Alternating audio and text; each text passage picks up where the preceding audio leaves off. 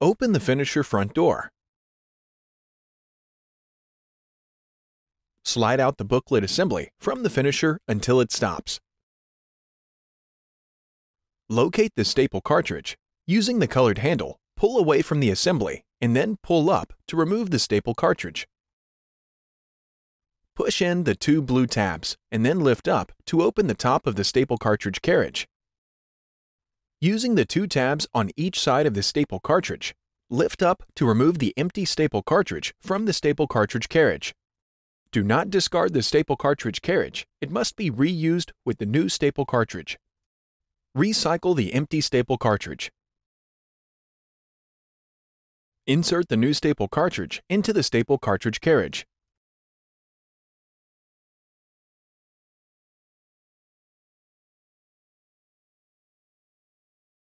Reinstall the staple cartridge carriage into the booklet maker by pressing the colored handle until it snaps into place.